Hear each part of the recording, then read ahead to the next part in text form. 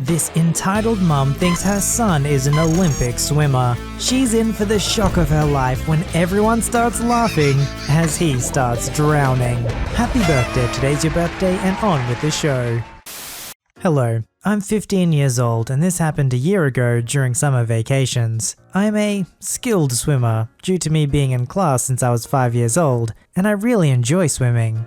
During the summer vacations, my father tends to sign us, father, little sister and me, into swimming classes on the university he studied in. This is a service that the university has, and well, that wasn't our first time there, so the professors recognized us. One professor I really liked was named Lewis. He was the professor for the advanced class, where I was in, and he always defended me from the 17-year-olds that were in the class as well. But enough backstory. This happened almost at the end of the course, and we were having a special class on the deep pool. This was 7 meters deep, 23 feet, and was my favorite because I like diving.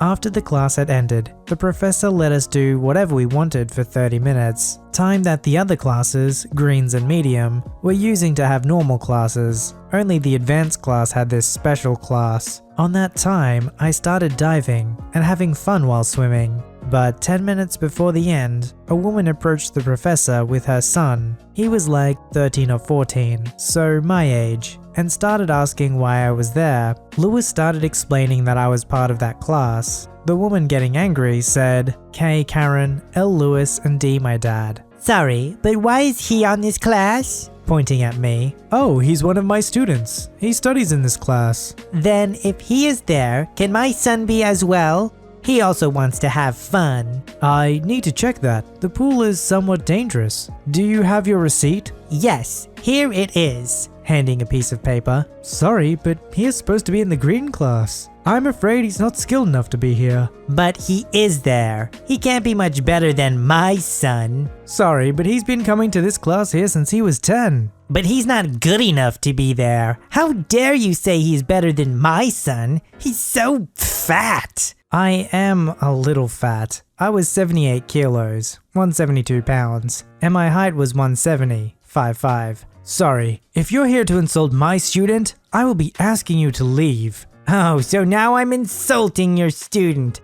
I'm the customer here, and you will let my son have fun. Sorry, that's not possible. I will ask you to return him to his class. The mother was really upset and started talking crap of the professor while leaving, but her son turned back and ran into the pool, not realizing how deep it was, and he was now 2 meters deep in the pool, having problems to get out. He had no ability on the kicking. Before we reacted, we all started laughing at his inability to swim, but then we realized the kid was really drowning and was sinking. I was not the hero of this story though. Another student, I'll call him Alex, dived in and rescued the kid that was now crying on the floor after being thrown out of the pool. How dare you touch my son, you freaking pea! Ma'am, your son was drowning. He wasn't. He is completely capable of swimming. Then what about letting him in again and seeing how much he can survive? He starts laughing. They were 17-year-olds that had fun with seeing how a kid was drowning. But I'd be lying if I told you I wasn't laughing inside as well.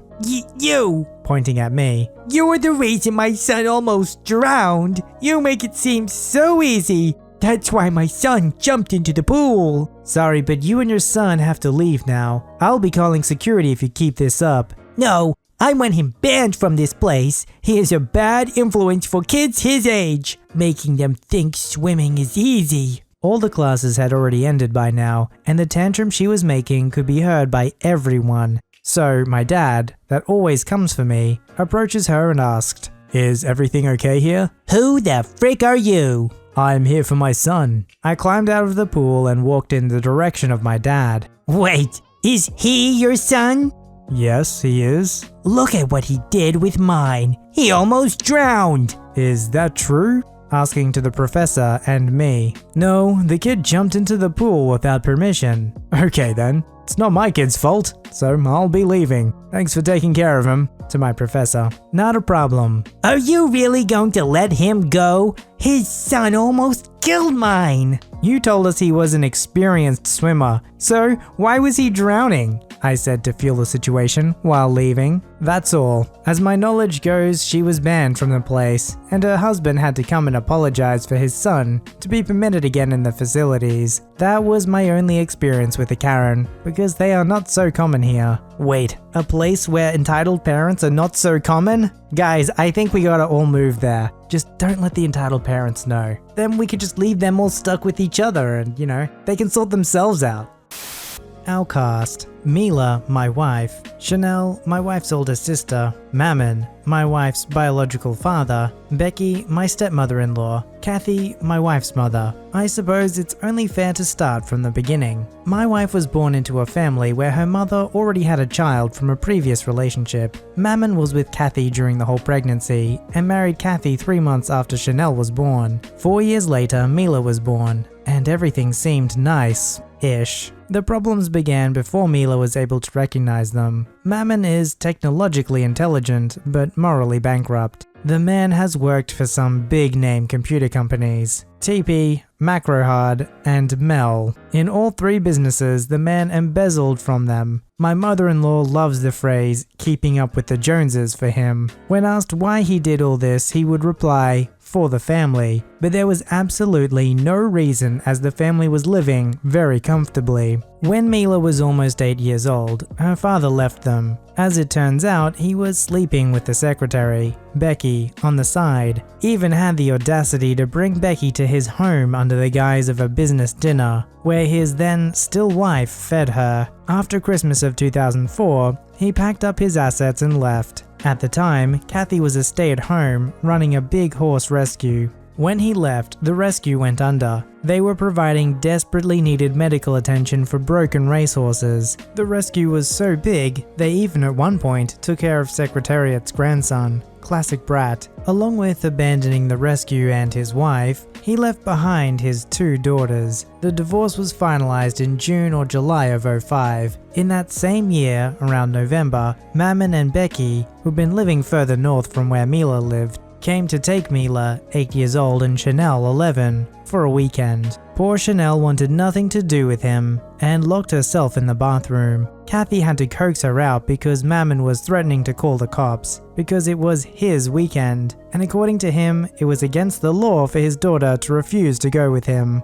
After leaving Kathy's home with the girls, the duo blindsided them with the surprise that the girls were going to be the flower girls of their wedding in Texas, that they were driving down to at that moment. Mila had no clue as to what was going on, as she was an autistic 8-year-old who still loved her dad very much. Chanel was furious. Once down there, Chanel and Mila were told to call Becky Mum, and all of Becky's family that they were meeting there for the first time by family titles, like Grandpa and Auntie. Both girls refused, and Mammon got ticked at the 2 young girls. Later, the girls would be told that they were rude and that they were treating them like a doormat and wiping their feet all over them to try and guilt trip them. Mila and Chanel never called Becky Mum. Shocker. After the wedding, the girls were to stay at Grandpa's house, Becky's dad, where Mammon gave away Chanel's flower girl dress to Becky's niece. In Mammon's words, Chanel didn't deserve the dress if she was going to act this way, and that he was going to give it to someone that deserved it. Funny ending story. Kathy gave Mammon 24 hours to get a U-Haul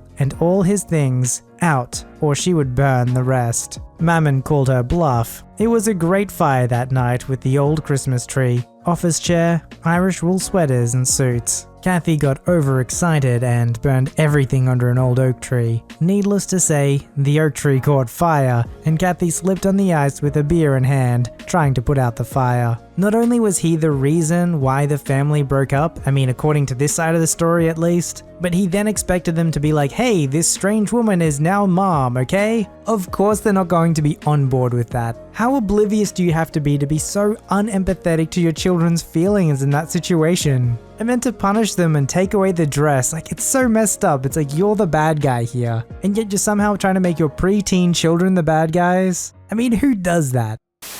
This happened a few years ago, during a family trip to London, so the dialogue isn't 100% accurate. I didn't do anything directly, but my mother, a fierce and sometimes petty woman, did. Cast is entitled Mum, EM, her 2 sons, aged around 6 to 9, EK1 and 2, my mother, MM. It was a warm July morning, and we waited about 45 minutes before the scheduled changing of guards at Buckingham Palace. We were towards the front of one of the gates, but there were a lot of tourists packed there at this point, since the guards were about to change any minute. My family was happy chatting amongst themselves when all of a sudden EM, EK1, and EK2 started shoving and screaming to get to the front. They ended up right behind us, with EK1 and 2 behind my mother. EK1 and 2 could not stand still. They kept shoving and pushing into my mum, while EM was still on the phone. The kids were also eating snacks and spilling some on my mum, since they were moving so much. After about 5 minutes of them being there, my mum was fully irked and turned towards them. "Hello? Could you two please stop moving so much? There are so many people here and it's hot, but you guys keep bumping into me." EK1 and 2 blank stare while stammering an incoherent response. EM finally notices what's going on. What's wrong? "Your kids are moving around and bothering us. Could you get them to stop?" Oh, EK1 and 2, they're fine. They've been waiting here for a while, and kids get antsy. "No, they're not fine. Please just get them to stand still, okay?" EM eye rolls. Sure, whatever. EM goes back to talking on the phone without saying anything to her kids, while EK1 and 2 continue to squirm and begin whining. Mom, it's hot. When's it going to start? "Mom, I'm hungry. When's Dad gonna get here?" EM then waves them off and continues to talk on the phone. EK1 and 2 then start to shove some more and fight, which causes us to bump into the people around us. Everyone's shooting dirty looks at these kids, and I hear other families complaining about them. At this point, my mum has a faraway, angry look in her eyes, like she's trying to calm down, but her patience has almost been pushed to its limit. It all comes to a head when the two kids shove each other too hard and push my mum forward, hard. Thankfully, my dad and the packed crowd prevented her from falling on the ground, but she would have otherwise, and was ticked. My mum turns back at the kids. "Stop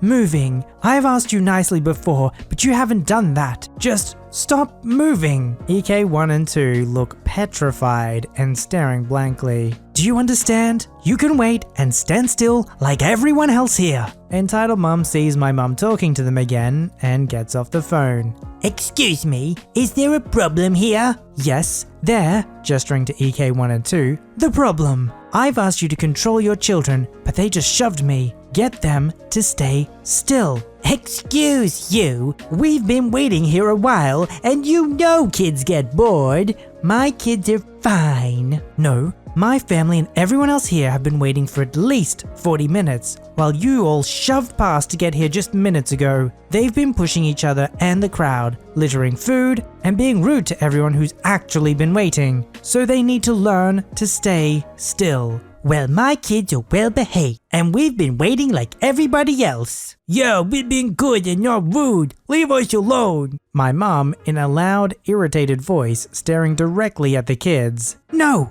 how about you two leave us alone? Just stop bothering us and don't move around." She turns around and in the process brushes against EK1 and 2. EK1 and 2 shocked my mum talk back and started crying and whining. Mom, she pushed us. Excuse you, could you not talk to my kids? You're scarring them, and you pushed us. Well, they're scarring me. They've pushed me several times already. You know, if they weren't here, everyone would be having a great time. Well, whatever. You need to figure out how to discipline your kids on your own. My mum then turned around. EM was speechless and quickly took her kids by their hands, running towards the back. Another family nearby told us that EM and her kids were something else and thanked my mum for speaking out. Thankfully, we got to watch the guards and have a nice vacation after. Honestly, good on that mum for standing up for herself. How often do you feel stuck in one of those situations where there's just some bratty kids doing something stupid and you're like, I can't just rouse on these kids. Even if they're doing something dumb, I'm gonna look like the bad guy. Plus, you don't want that kind of conflict with the parents. Well, she did what everyone else around her was thinking and everyone else was better because of it, so good on her.